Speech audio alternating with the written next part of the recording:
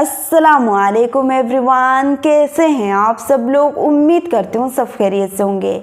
दोस्तों, जैसे कि आप सबको पता है, पीएम नरेंद्र मोदी आजकल मुस्लिम स्टेटमेंट के लिए उनका वीडियो सोशल मीडिया पर बहुत ही ज़्यादा वायरल जा रहा है। लेकिन आज हम देखने वाले हैं एक हिंदू ब्राह्मण भाई अनुराग ओझा जी ने मुस्लिम के सपोर्ट में आके नरेंद्र मोदी से मीडिया के सामने इतनी बेहतरीन तरीके से सवाल उठा रहे हैं जो आप भी सुनकर हैरान रह जाएंगे। जी हाँ, तो फिर चलिए वीडियो को करते हैं फटाफट स्टार्ट। बताइए, मुसलमान वाला कहाँ लिखा है कि मुस्लिम लीग कहाँ पे लिखा है, बताइए हमको। ए भाई आगे लाके दिखाइए ना। अब इसमें मुसलमानों का नाम कहाँ है मैडम, आप दिखाइए, ये पकड़िए और दिखाइए हमको। कुर्सी बेचने वाला आता है ना, ले लो कुर्सी ले लो, 400 400 400 400 400। और गांव की जो महिलाएं होते हैं ना, बहुत समझदार होते हैं। ए भैया कितने में देबो, 380 लगा देवे चाची। ए भैया सही बताओ कितने में देबो, 250 से लगा देवे चाची, सही बताओ भैया। और बाद में वो 180 और 200 में देकर जाता है। और जो समझदार औरतें होती हैं ना गांव की, वो कहते हैं 150 रुपया से 1 रुपया ज़्यादा नहीं देंगे।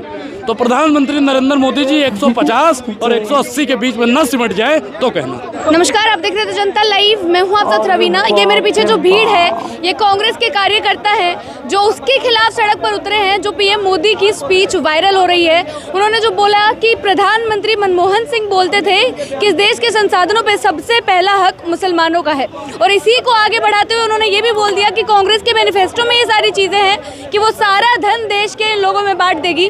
काफ़ी वायरल हो रही है वो स्पीच और काफ़ी लोग उस पर अपनी टिप्पणी देते हुए नजर आ रहे हैं, और उसी के खिलाफ विरोध प्रदर्शन करने के लिए कांग्रेस के कार्यकर्ता सड़क पर हैं।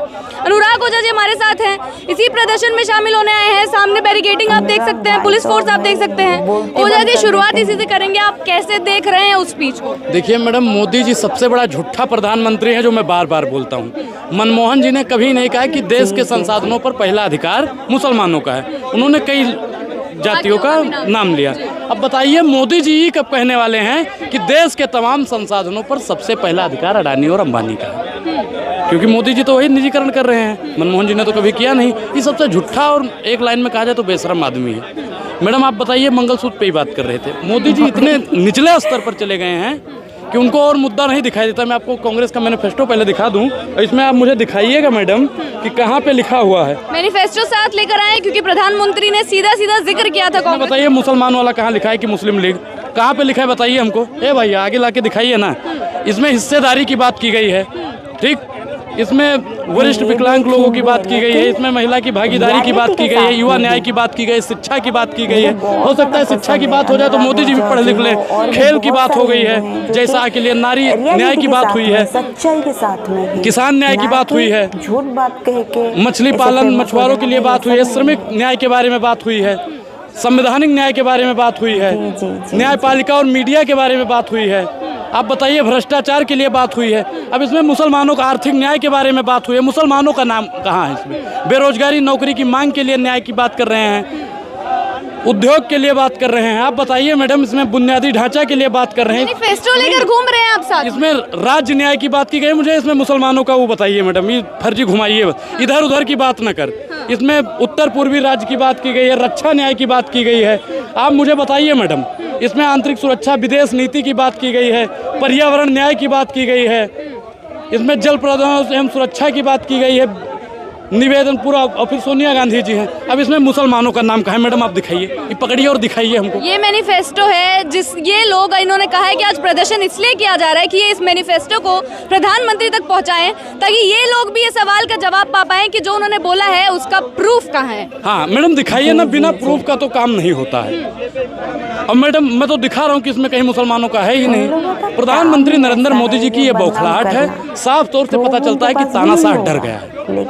डर गया। पहले चरण के जो आया रुझान, उससे तानाशाह पूरा गड़बड़ा धड़धड़ उसकी कुर्सी धड़धड़ा के गिर रही है, धरती में समा रही है। जैसे ठुमक चले तो रामचंद्र, बाजे तो पैजमिया, लेकिन जब से राहुल गांधी जी धमक चले तो राहुल गांधी, हिले तो लंकनिया, तो इनकी भाजपा वालों की लंका अब हिलने लगी है। इसलिए अब ये मुसलमान और ये मतलब जातिगत बातचीत करने लगेंगे। पूर्ण रूप से राजा डरा हुआ है।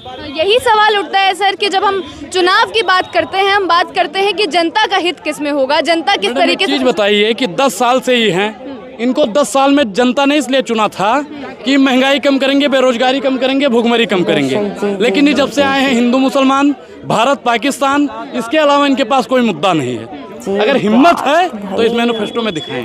अनुराग ओझा जी, एक सवाल ये उठता है, जब उन्होंने ये बोली है चीजें, तो वहाँ जनता इतनी सारी बैठी हुई थी, क्या आपको लगता है कि जनता सुनेगी तो गुमराह हो जाएगी? आपने वीडियो देखा था वो? उनके गले में किसका पट्टा था? गले में किसका पट्टा था? आम जनता के सामने प्रधानमंत्री जी जा पाएंगे? उन्होंने कहा था, भाइयों बहनों मित्रों 50 दिन का समय दे दीजिए, अगर 50 दिन में अच्छे दिन न ले आए तो चौराहे पर खड़ा कर देना। ये मैडम चौराहा तो जा रहे हैं, लेकिन वहाँ पे उन्हीं का लोग रहता है। आम पब्लिक के बीच में जाएंगे तो इनको लोग तबीयत से बताएंगे। लेकिन सवाल यही है सर, क्या लग रहा है जितने लोगों के बीच बोली जा रही हैं चीजें, क्या जनता इससे थोड़ा सा भी विचलित नहीं हो? देखिए मैडम, जनता सब जानती है कि प्रधानमंत्री नरेंद्र मोदी जी जब से शपथ ग्रहण किए हैं, और चाहे वो वहाँ के मुख्यमंत्री रहे हों, तब से उनकी पैदाइशी आदत है हिंदू मुसलमान करने की, झूठ बोलने की। जैसे मदारी होता है ना मैडम, ऐसे इसको झूठ बोलने की पैदाइशी बीमारी है। बड़ी बड़ी चीजें बोल रहे हैं प्रधानमंत्री मोदी। अरे प्रधानमंत्री जी और तो बड़ी बड़ी बातें बोलते हैं। मोदी जी, भैया मोदी जी से एक चीज तो सीखने की जरूरत है। अरे इतना बड़ा बड़ा बबल फेंकते हैं, इतना बड़ा बड़ा बबल फेंकते हैं, इसीलिए राहुल गांधी जी ने खेल की बात की, इनको ओलंपिक में भेजेंगे इस बार। मैडम होता है ना वो गोला फेंकने वाला, तो मोदी जी जाएंगे, बड़का गोला फेंकेंगे वहाँ पे। सबसे ज्यादा लोग लेकिन सपोर्ट में भी आ रहे हैं सर, ऐसे लोग भी हैं जो इस तर्क को भी। चीज बताइए, मनमोहन जी ने कभी बोला है ये? कभी बोला है? फैक्ट चेक में नकार दिया गया है। अब बताइए कि प्रधानमंत्री नरेंद्र मोदी के ऊपर मानहानि लगनी चाहिए। मंगलसूत्र की बात कर दी, देवी स्वरूपा माताओं बहनों हैं? अब बताओ, माताओं बहनों का मंगलसूत्र कौन छीनने का काम करता है? बताइए मैडम। तो आज क्या करने वाले हैं आप लोग? यहाँ विरोध प्रदर्शन कर रहे हैं। अब मुसलमानों को किन किन शब्दों से संबोधित किया गया आप जानती हैं? जैसे दानिश अली को रमेश भिदोड़ी ने कहा था, मुझे लगता है कि प्रधानमंत्री भी उसी शब्दों का प्रयोग कर रहे हैं। सर माननी चाहिए, सर माननी चाहिए, और ऐसे निकम्मे आदमी को सर माननी चाहिए। आज क्या करने की कोशिश कर रहे हैं इतने लोग इकट्ठा? हम तो इतना ही कह रहे हैं, मोदी जी मैनिफेस्टो एक बार पढ़ लिया मैडम, मोदी जी को टैग जरूर कीजिएगा। ए मोदी जी आइए, हम आपको पढ़ाते हैं, आइए इधर आइए मोदी जी। हाँ, आधा सा पर एक है मात्रा, दा पर आग की मात्रा, और रा पर बड़ी की मात्रा। क्या कर रहे हैं आप? अरे मैडम, अनपढ़ आदमी को कैसे, आपने स्कूल में पढ़ा होगा, छोटा बड़ा कैसे पढ़ाया जाता था? ऐसे ही पढ़ाया जाता था। मात्राओं की पहचान कैसे कराई जाती थी? हिस्से दारी, आधा ना या पे आ की मात्रा, और या न्याय, हिस्सेदारी की न्याय। मोदी आप समझ रहे हैं कि वो पढ़ नहीं पाए हैं क्या? उन्होंने देखा नहीं है क्या? चीज बताइए, जो पढ़ा लिखा होगा, हाथ कंगन को आरसी क्या और पढ़े लिखे को फारसी क्या? तो प्रधानमंत्री जी की बात समझ में आएगी नहीं। ए मोदी जी इधर आइए। युवा न्याय, प्रधानमंत्री नरेंद्र मोदी जी की सरकार में युवा अगर अपने हक और अधिकार की बात करता है तो युवाओं के ऊपर लाठी और डंडे बरसाए जाते हैं। नारी न्याय की बात करते हैं प्रधानमंत्री नरेंद्र मोदी जी। आप बताइए कि सबसे ज्यादा अपराधी इन्हीं की पार्टी में बैठे हैं, जो महिलाओं का शोषण करते हैं। मैडम आप जानती हैं, जंतर मंतर से उठा के कश्मीर से कन्याकुमारी चले जाइए। लेकिन सर, क्या इस विरोध प्रदर्शन से फर्क पड़ेगा, क्योंकि आगे भी बैरिकेडिंग है, पुलिस फोर्स तैनात है? देखिए मैडम, सब जैसा के पापा की पुलिस है, ये हमको वहाँ तक नहीं जाने देगी, नहीं तो हम देकर आते। किसान न्याय, ए मोदी जी, किसान न्याय की बात तो आपके मुंह से शोभा भी नहीं देगी। राहुल गांधी जी बार बार किसान न्याय की बात करते हैं और किसानों के हक और अधिकार की बात करते हैं। मैनिफेस्टो का जिक्र आपने कर दिया सर, एक एक पेज आपने दिखाया है खोल के। अच्छा, अभी 5 नए ना बताएं आपको? वो आदमी नहीं समझदार है, आप समझदार है तो वो आदमी भी समझदार है। वो आदमी नहीं समझदार है, इसलिए समझा रहा हूँ। किसान न्याय, MSP दुगुना करने की बात आपने की थी, MSP दुगुना नहीं किया, और किसानों के आगे 10-10 इंच की कीलें गाड़ दी गई। अरे मोदी जी, कील ही अगर आपको 10-10 इंच की गाड़नी है तो चीन बॉर्डर पे गाड़ दीजिए। गाड़ना है तो वहाँ गाड़िए ना मैडम। संवैधानिक न्याय, आर्थिक न्याय, आर्थिक न्याय तो मैडम क्या हो रहा है आर्थिक न्याय में, आप भी जानती हैं, हम भी जानते हैं। सारी चीजें सर, फिर भी 400 पार का नारा कम नहीं हुआ है। 400? अच्छा मैडम, एक चीज बताइए, आप गांव से हैं या शहर से हैं? गांव से हैं। हमारे गांव में जो कुर्सी बेचने वाला आता है ना, ले लो कुर्सी ले लो, 400 400 400 400 400। और गांव की जो महिलाएं होती हैं ना, बहुत समझदार होती हैं। ए भैया कितने में देबो? 380 लगाए देवे चाची। ए भैया सही बताओ कितने में देबो? 250 से लगाए देवे चाची, सही बताओ भैया। और बाद में वो 180 और 200 में देकर जाता है। और जो समझदार औरतें होती हैं ना गांव की, वो कहते हैं 150 रुपया से 1 रुपया ज़्यादा नहीं देंगे। तो प्रधानमंत्री नरेंद्र मोदी जी 150 और 180 के बीच में न सिमट जाए तो कहना। कितनी बड़ी चीज बोल रहे हैं। मोदी जी से तो छोटी ही बोल रहे हैं ना। बड़ा चीज अगर बुलवाना है, लेना है तो मोदी जी से मिलिए।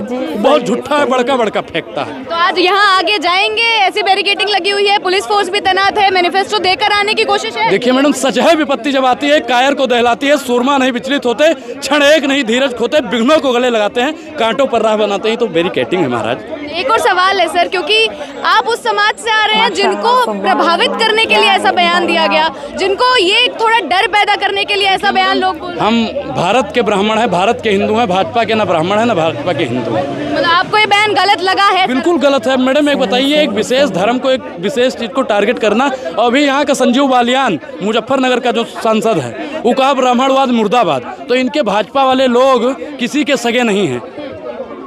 वो मैडम ना आपके सगे हैं, ना हमारे सगे हैं, ना ही भैया के सगे हैं। तो मतलब अब इस बयान के खिलाफ लोग उतरेंगे और जनता समझेगी। बिल्कुल। राजा जब अंधा हो जाए, सेवा जब धंधा हो जाए, तो युग कभी मत समझो खुद को निर्बल या कमजोर, चौराहे पर अभय पुकारो, चोर चोर चोर। मैडम एक चीज़ और आपने सुना होगा, मैं आखिरी बात कह के अपनी बात को खत्म करूंगा कि बर्बाद गुलिस्ता करने को बस एक ही उल्लू काफी था, जैसा का पापा, और हर साख पे उल्लू बैठा हो तो अंजामे गुलिस्ता क्या कहना। तो मैडम सब लोग वही हैं, बौखलिया गए हैं। भाई मज़ा आ गया, बहुत बेहतरीन। सो दोस्तों, जैसा कि आप लोगों ने देखा, ये अनुराग भाई का वीडियो जो कि आजकल सोशल मीडिया पर बहुत ही ज़्यादा वायरल जा रहा है। अगर हम बीजेपी की बात करें तो बीजेपी बहुत अच्छे से माइंड गेम खेलना जानता है, क्योंकि इलेक्शन आने से पहले वो लोगों के मन में नफरत पैदा करता है, और नफरत पैदा करने के बाद एक दूसरे के अंदर लड़ाई करवाता है, और एक बहुत बड़ी गेम खेलता है, धर्म का गेम, जो कि बहुत बेहतरीन तरीके से खेलते हैं। धर्म को लेकर के लोगों के अंदर नफरत पैदा करके एक दूसरे के अंदर खिलाफ खड़े करवा देते हैं ये लोग। भाई मानना पड़ेगा, बहुत मास्टर माइंड है वो लोग। और दूसरे साइड देखें तो हमारे ओझा जी के तरह लाखों भाई खड़े हैं जो कि सच्चाई के राह पर चल रहे हैं, ना कि मोदी भक्त बनते हैं, अंधभक्त की तरह दिन रात मोदी मोदी करते फिरते हैं। सो गाइज, जब भी वोट दीजिएगा बहुत सोच समझ के दीजिएगा, ना कि भक्त बन के दीजिएगा। सो गाइज, आज का वीडियो किसी के ऊपर भी हेट फैलाना नहीं है, सो इसे गलत मतलब मत लीजिएगा। सो दोस्तों, आज का वीडियो यहीं पर खत्म करते हैं। आई होप आप सबका आज का वीडियो पसंद है तो प्लीज़ एक लाइक करें, चैनल में नहीं तो प्लीज़ सब्सक्राइब करें। फिर मिलते हैं नेक्स्ट वीडियो में, तब तक हमें दीजिए इजाज़त। खुदा हाफिज़।